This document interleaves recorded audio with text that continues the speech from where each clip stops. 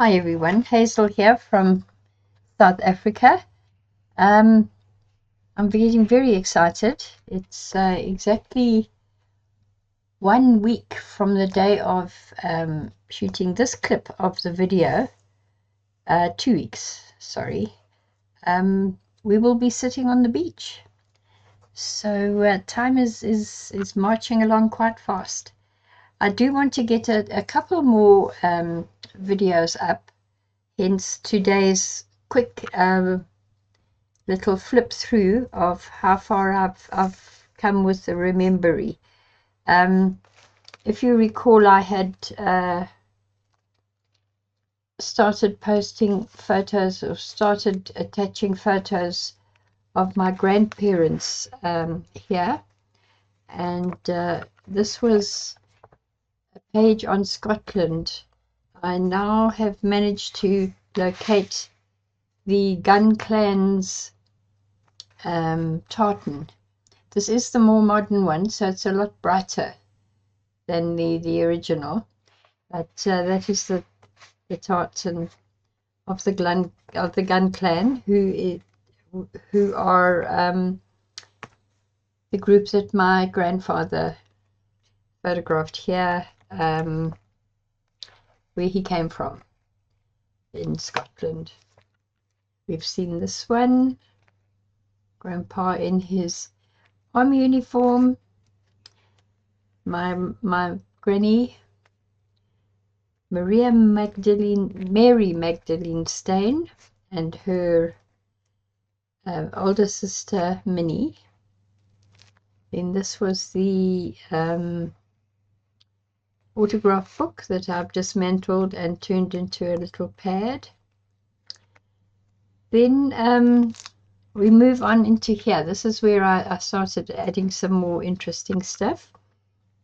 These are two little photos taken, I would say, in the beginning of the 1920s. This is my mother, Elaine, here, pictured here, with her eldest brother, Leslie. Leslie passed away as a young man, a young married man with 3 daughters, of TB. So I actually don't recall ever seeing him. I do remember meeting my 3 cousins and their mother, but I don't think I ever saw Uncle Leslie. He was a very talented artist, so possibly that's where my liking for art comes from. Okay, so that is Leslie and Elaine, and then this is the next 2 brothers, John and George. Also, you know, the little boys wore like a little skirted tunic in those days when they were really tiny. Then here's more photos of the children. This one is my mum, Elaine, who looks so much, my daughter looks so much like she did as a child. John, Peter, and George. Then here we've got Elaine again with Peter, John, and George. The very blonde brother is John. John was actually an airline pilot during the Second World War. And now we have Tarzan. This is Tarzan, the Great Dane. My grandfather loved Great Danes, and he particularly liked the brindled ones.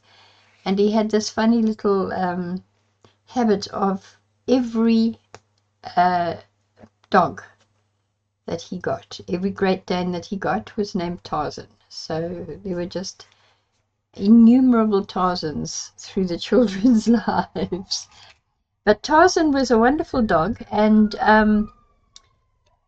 my granddad built him a dog cart, which apparently was a thing in those days, and he absolutely loved it. My mum recalled that as soon as the little dog cart was pulled out of the garage, where it lived, Tarzan used to run over and stand between the shafts and wait for the harness to be attached so he could pull the kids around in it.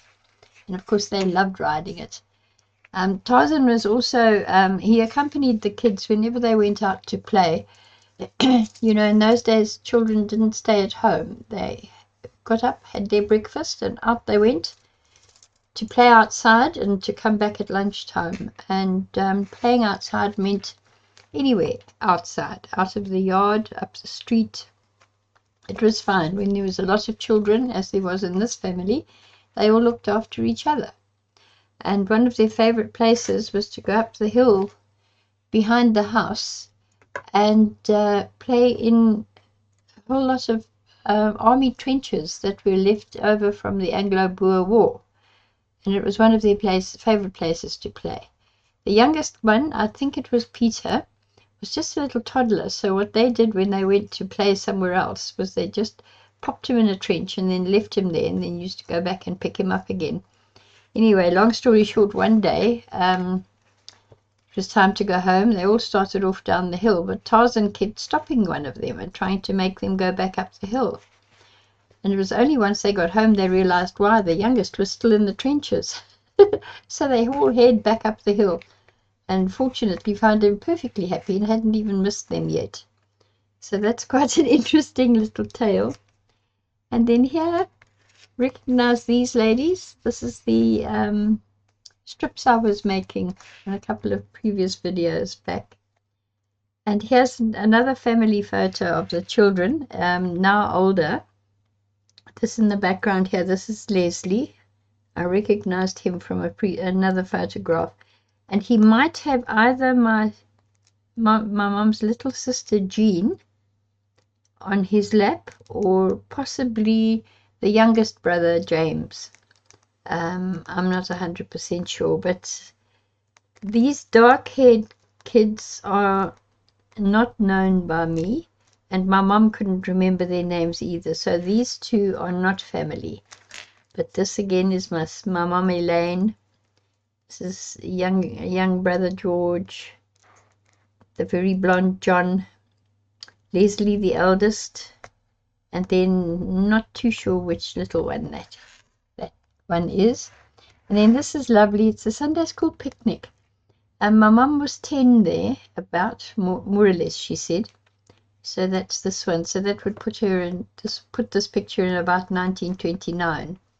And you can see, I mean, just look at the hats, those gorgeous droopy 1920s hats. And this is now the Sunday school picnic, and of course a photograph of everybody. And you can see them all screwing up their eyes as they have to look into the sun, because in those days the photographer stood with his back to the sun and you had to look into the sun to get your photograph taken. Now this is absolutely beautiful. When my mum grew up, she decided to be a nurse, and she also came from quite a religious family. I mean, small town families in those days were extremely religious. Everybody went to church every Sunday without fail. My mum was a member of the Methodist church, and when she told them that she would be leaving and moving away to go to nurse training school, they presented her with a leather-bound Methodist hymn book, and the frontispiece, I think they called it, the blank page just inside the cover. It was done with illuminated writing, it was called it in those days, and this is her name, Elaine Trotter.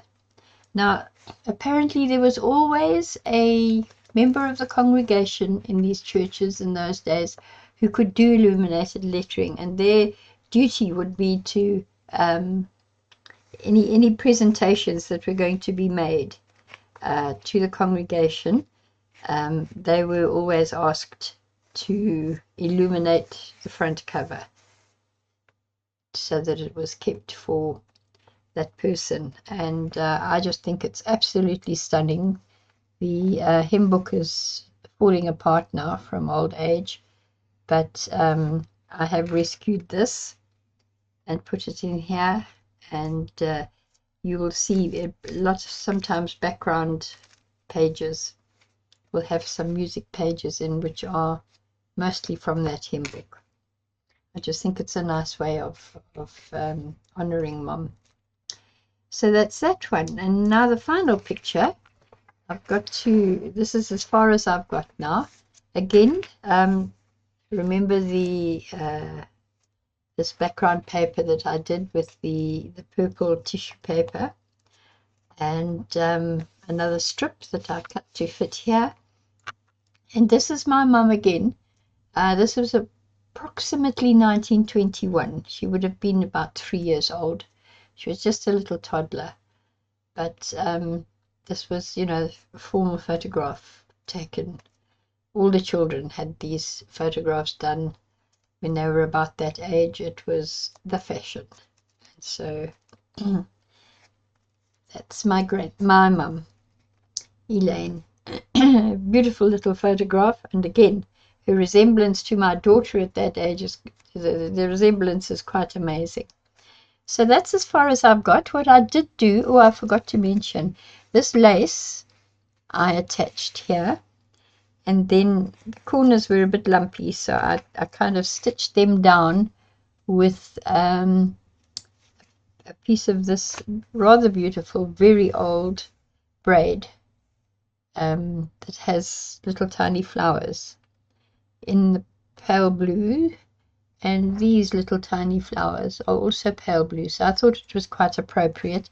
Then this is actually a silver lace, but what I did do was underneath it I edged the page with a gold ribbon because of the gold ink used on the cover. So there we go, folks. That's as far as I've got here now. And I do intend to be going an awful lot further, but that will probably happen once we get back from our holiday. People are getting very excited at this thought. So anyway, until next time, stay well, stay warm. I'm actually starting to get a little bit chilly. We've had an awful lot of kind of cold, wintry weather here, and we just can't wait to get to the beach and defrost and warm up. So please like this. If you did like it, if you haven't subscribed yet, I would really appreciate a subscription, because I love to have you guys around me on a permanent basis.